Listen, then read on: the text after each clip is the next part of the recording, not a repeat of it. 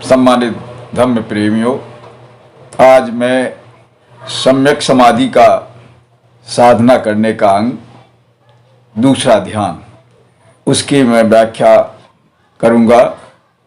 अच्छा, रुचिकर और कल्याणकर ये धर्म है। इसकी साधना मनुष्य को काफ़ी आगे तक ले जाती है। बंधुओं, साधक जब प्रथम ध्यान की भावना करके निवरणों से मुक्ति पा लेता है और विवेक से उत्पन्न प्रीति और सुख को प्राप्त करता है, उसका उत्साह बढ़ता है, वो आगे जाता है। तथागत कहते हैं कि दूसरे ध्यान में द्वितीय ध्यान की प्राप्ति के लिए प्रयास करता है। वो साधक ने प्रथम ध्यान की भावना से जो चित्त के 5 आवरण काम, छंद, व्यापाद, सत्यान्मृद्ध, औदत्त, कौकृत और विचिकित्सा, ये 5 निवरण कहलाते हैं, उनको समाप्त पहले ध्यान में साधक ने कर दिया है। साधक के ध्यान का व्यवधान समाप्त हो जाने के कारण साधक को अब जो आलम्बन है, उसके सामने जो विषय है वो यथार्थ नजर आने लगा है। तथागत इसी को दुखदायी कहते हैं। मध्यम निकाय में तथागत ने कहा है कि रूप में जो राग होता है, अगर उसमें आसक्त ना हो व्यक्ति, तो उसका चित्त दूषित नहीं होगा। जो ये प्रारंभ मनुष्य के लिए सबसे बड़ा व्यवधान है, इसको तथागत ने जो 6 इंद्रियों के जो विषय हैं उनको बंसी कहा है। इंद्रियों के विषय, ये बंसी जैसे मछली को फंसाती है, इसी तरह से ये इंद्रियों के ये विषय, ये मनुष्य को फंसाते हैं। और पहला ही जो सबसे बड़ा व्यवधान है मनुष्य का दुख प्राप्ति का, वो है इंद्रियों के विषय में फंसना। वो साधक ध्यान के माध्यम से पहले ही ध्यान में समाप्त कर लेता है। ये सुख प्राप्ति की एक बहुत बड़ी उपलब्धि है मनुष्य की। बंधुओं, प्रथम ध्यान होने के कारण अभी प्रारंभ है, इसलिए इतना बलिष्ठ नहीं होता है। ये मैंने प्रथम ध्यान में बताया था कि जिस तरीके से ये बच्चा पैदा होकर के कुछ बड़ा होता है, फिर चलता है तो वो लड़खड़ाता है, इसी तरीके से प्रथम ध्यान का जो प्रभाव होता है साधक के चित्त पर, वो इसी प्रकार का होता है। अब जब साधक दूसरे ध्यान में जाता है तो वो ये जो पहले ध्यान के व्यवधान है वो हट जाने के कारण अब उसको मध्यस्थता नहीं चाहिए, इसलिए वितर्क और विचार ये शांत हो जाते हैं। बंधुओं, जब साधक दूसरे ध्यान में प्रवेश करता है, दूसरे ध्यान की तैयारी करता है, दूसरे ध्यान की साधना करता है, तो उसमें उसके प्रथम ध्यान के वितर्क और विचार 2 अंग शांत हो जाते हैं। प्रथम ध्यान में जो वितर्क और विचार मदद करने के लिए थे, अब साधक इतनी भावना कर चुका है तो अब वो की आवश्यकता नहीं समझ रहा है। तथागत कहते हैं ध्यान विभंग में, वितक्कम विचारम बूपसमा अज्झितम संप्रसादनम चेतसो एकोदि भावम। अवितक्कम अविचारम समाधिजम प्रीति सुखम द्वितीय ध्यानम उपसंपज्य विहरति। ये तथागत ने दूसरे ध्यान की परिभाषा की है। हम पृथक पृथक करके इसे समझाने की कोशिश करेंगे। बहुत ज्ञानवर्धक है, आनंददायक है। अगर हम एकाग्रचित्त होकर के इसको समझें तो जटिल नहीं है। बंधुओं, वितक्कम विचारम बूप समा का अभिप्राय है कि वितर्क और विचार के शांत हो जाने पर, समाप्त हो जाने पर साधक अब किसी भी तरीके की इनकी मदद नहीं चाहे। कोई भी इनको अब साधक को मध्यस्थ नहीं चाहिए। तथागत ने ये जाना और समझा। उन्होंने कहा, यह सिद्ध किया कि दूसरे ध्यान में साधक को ना तो रूप के यथार्थ स्वरूप को जानने के लिए वितर्क और विचार जैसे किसी सहारे की जरूरत है, और साधक विषय के यथार्थ को बिना विलंब लगाए, बिना देरी के देखते ही समझ जाता है। तथागत के इस कथन से यह भी भली भांति समझा जा सकता है कि साधक का चित्त दुनिया की मनमोहक वस्तुओं में अब आसक्त होने वाला नहीं है। अब विषय में मछली जैसा फंसने वाला नहीं है। द्वितीय ध्यान में जो मनुष्य को ये काम सेना परेशान करती है, काम सेना फंसाती है। काम सेना का तात्पर्य 5 इंद्रियों के विषय, चक्षु का विषय रूप, श्रोत का विषय शब्द, और घ्राण का विषय गंध, जिह्वा का विषय रस, और त्वक का विषय स्पर्श। ये 5 इंद्रियों के 5 विषय ये काम सेना कहलाती है। इसको समझे बिना हमें ध्यान को समझने में थोड़ी परेशानी महसूस होगी। यही 5 काम मनुष्य को फंसाते हैं। अब प्रथम ध्यान में तथागत कहते हैं कि निवरणों के समाप्त होने से साधक को जब यथार्थ रूप दिखाई देने लगता है तो ये चित्त को उलझाने वाले जो काम गुण है वो नष्ट हो जाते हैं। ध्यान की यही परिभाषा है कि वो चित्त में समाहित अकुशल धर्मों को जला देता है। अब साधक में इतनी क्षमता हो गई है कि वो ये अकुशल धर्म जला देता है। अब उसे नई उलझन में डाल पाते हैं। और इस कार्य से जब साधक ये देखता है कि हम बिना किसी सहारे के, बिना वितर्क विचार के हम विषय के यथार्थ रूप को समझने लगे हैं, समझ रहे हैं, तो तथागत कहते हैं अज्यतम संप्रसादनम।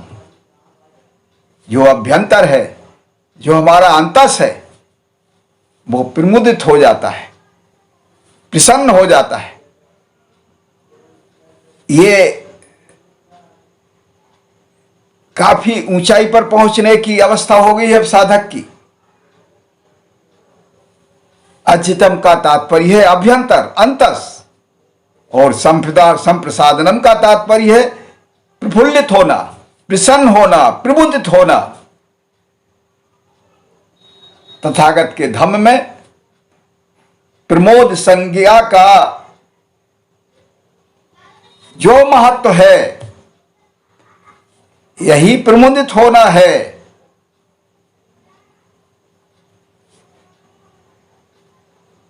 चित्त की इसी स्थिति को स्पष्ट करने के लिए इस शब्द की व्याख्या की है तथागत ने।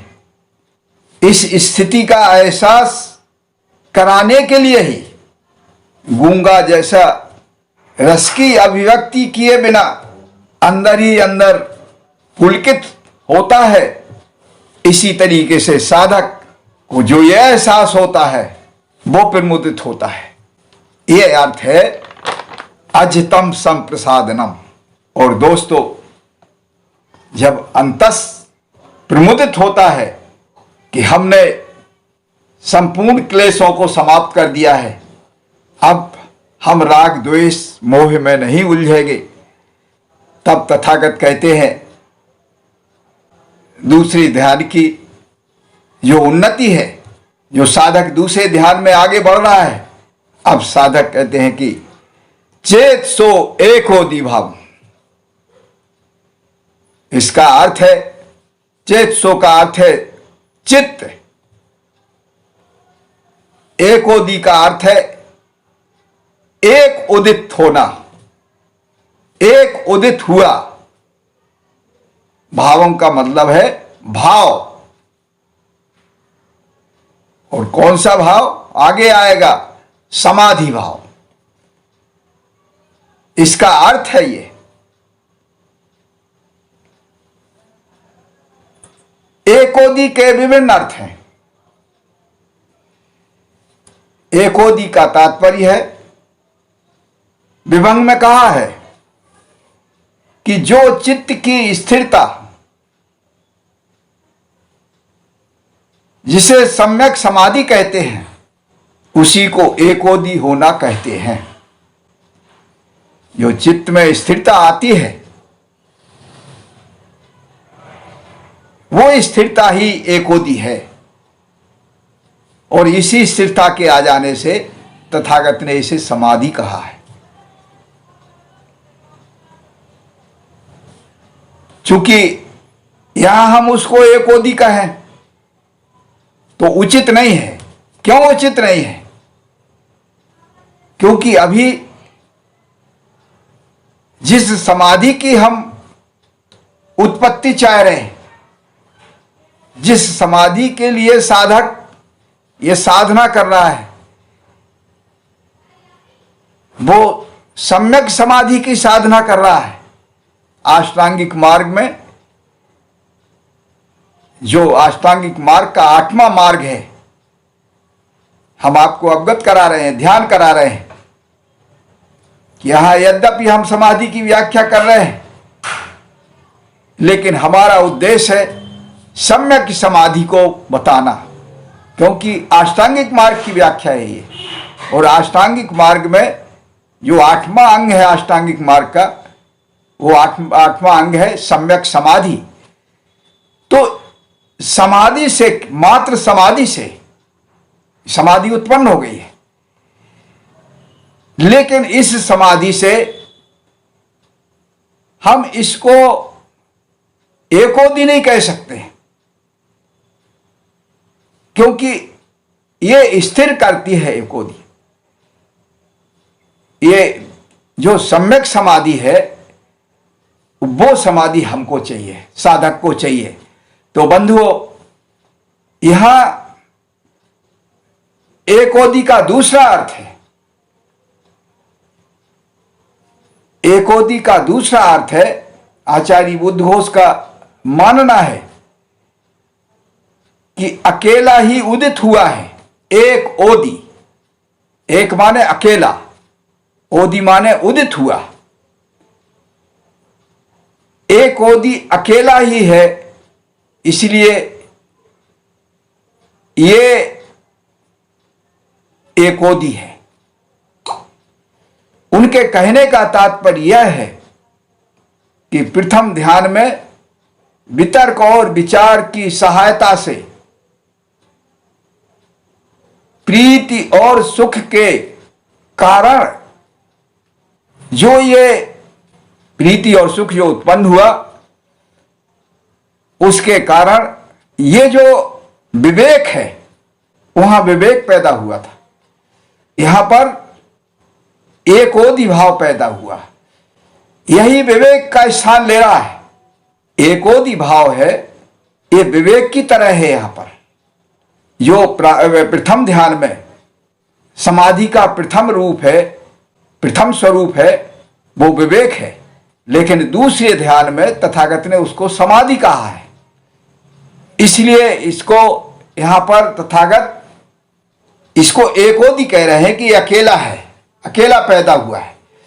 अब तीसरा इसका है अर्थ कि ये श्रेष्ठ है। एकोदि, जो एकोदि भाव है वो श्रेष्ठ है। अब श्रेष्ठ का भाव कैसे ये उत्पन्न हुआ? एकोदि में कहां आ रहा है श्रेष्ठ भाव? क्योंकि एकोदि अकेला पैदा हुआ है, इसलिए जो अकेला होता है वो श्रेष्ठ होता है। ऐसे जिसे हम प्रथम कहते हैं, प्रथम अकेला होता है। प्रथम कई नहीं होते हैं संख्या में, केवल एक होता है। इसीलिए तथागत ने इसको श्रेष्ठ भी कहा है कि एकोदि में श्रेष्ठ का भाव भी निहित है। तो इस प्रकार बंधुओं, एकोदि के ये तीन भाव हैं यहाँ पर, और तीनों का पृथक पृथक अर्थ है। और ये समझ लेने से हमारे ज्ञान में वृद्धि होगी। जब ज्ञान में वृद्धि होगी तो हमारी प्रज्ञा बलिष्ठ होगी, हम प्रज्ञावान होंगे, हमारा ज्ञान बढ़ेगा। तो बंधुओं, इस प्रकार सिद्ध हो गया कि एकोदि भाव का तात्पर्य है समाधि। चित्त में एक ही भाव उदित हुआ है जिसे समाधि कहा गया है। अब समाधि विवेक की तरह नहीं है। समाधि, वहां विवेक पैदा हुआ था किससे? वितक्कम विचारम। अब यहां समाधि पैदा हो रही है। कैसे पैदा हो रही है? अवितक्कम अविचारम। यहां बिना वितर्क और बिना विचार के समाधि जम, ये है इसका। ये जो तथागत ने जो दूसरे ध्यान की परिभाषा की है, उसका ये यहां समाधि जम के पहले वितर्क और विचार, अवितर्क और अविचार, अवितक्कम अविचारम, दो शब्द ये ध्वनित कर रहे हैं। ये समाधि की श्रेष्ठता को बता रहे हैं कि यह समाधि जो उत्पन्न हुई है वो बिना किसी के आश्रय, बिना किसी के सहारे के, बिना किसी की मदद की हुई। इसलिए तथागत ने इनको समाधि के महत्व को बढ़ाने के लिए यहां प्रयोग किया है। बंधुओं, विभंग में कहा गया है कि दूसरे ध्यान में साधक बिना वितर्क और बिना विचार के देखते ही आलंबन अर्थात विषय की यथार्थता को भली प्रकार समझ लेता है। इस साधक के लिए इससे बड़ी प्रसन्नता की बात क्या होगी? दूसरे ध्यान में वितर्क और विचार पूर्ण रूप से शांत हो जाता है। साधक ने उनको पृथक कर दिया, इसलिए यह अवितक्कम अविचारम कहा गया है। बंधुओं, अज्जितम संप्रसादनम क्यों कहा? अभी मैं पीछे बताया हूं। अब उसका हेतु यहां मैं इसलिए बताना चाह रहा हूं कि तथागत ये स्पष्ट करना चाह रहे हैं कि जो प्रथम ध्यान में 5 निवरण थे, तर्क वितर्क हो रहा था, द्वंद्व हो रहा था, उस स्थिति में साधक स्वरूप के या जो विषय है उसका जो यथार्थ रूप है उसको समझने की कोशिश कर रहा था। तो वहां द्वंद्व था, संघर्ष था। इसलिए तथागत ने वहां अज्यतम संप्रसादनम नहीं कहा प्रथम ध्यान में, यहां तथागत ने अज्यतम संप्रसादनम कहा। और वो क्यों कहा? वो इसलिए कहा कि जो साधक है उसने बिना किसी संघर्ष के, बिना किसी व्यवधान के, और वो भी अल्प समय में, तुरंत विषय को देखते ही उसके यथार्थ रूप को समझ लिया। इसलिए तथागत ने यहां अज्यतम संप्रसादनम 2 शब्दों का प्रयोग किया है। एक एक शब्द का यहां बड़ा महत्व है। तो मैं ये समझ रहा था कि इस बात को समझाए बिना अधूरापन सा लग रहा था। इसके बाद तथागत समाधिजम कहते हैं। समाधिजम का तात्पर्य समाधि से उत्पन्न। अब यहां फिर एक प्रश्न उत्पन्न होता है कि तथागत ने समाधिजम क्यों कहा?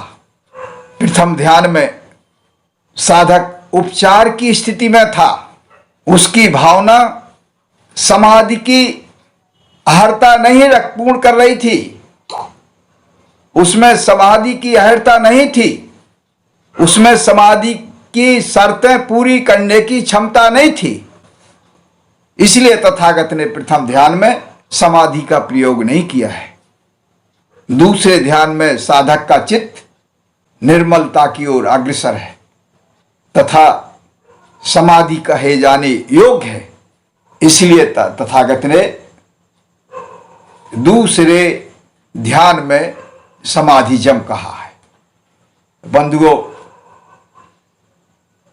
प्रीति सुखम।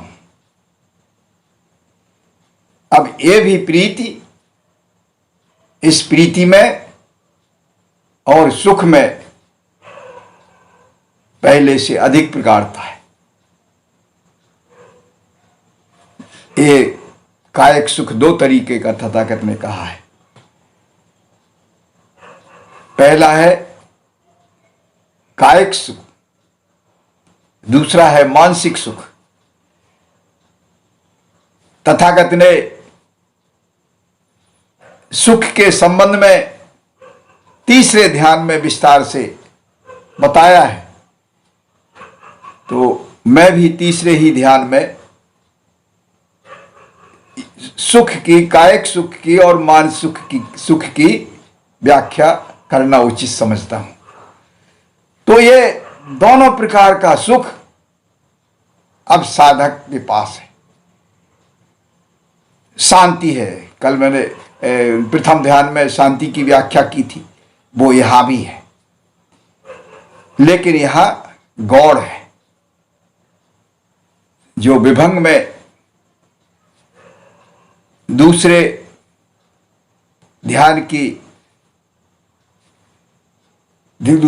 का उल्लेख है, उसमें प्रसिद्धि नहीं है, केवल प्रीति और सुख है। और यही सुख, यही कायिक और मानसिक सुख बलिष्ठ होकर के समाधि उत्पन्न करता है, चित्त समाहित हो जाता है। तो इसलिए तथागत ने यहां पर प्रीति सुखम कहा है। प्रीति सुखम द्वितीय ध्यानम उपसंपज्य विहरति। इस प्रकार दूसरे ध्यान में साधक पहुंच जाता है और उसकी भावना करने में, दूसरे ध्यान को पूर्ण करने में जुट जाता है और विहरता हुआ उसकी भावना कर रहा है। और इसके आगे वो तीसरे ध्यान में चला जाएगा। जब दूसरा ध्यान पूर्ण भावित हो जाएगा, वो तीसरे ध्यान में चला जाएगा। बंधुओं, यहां अभी एक प्रश्न और उत्पन्न हो रहा है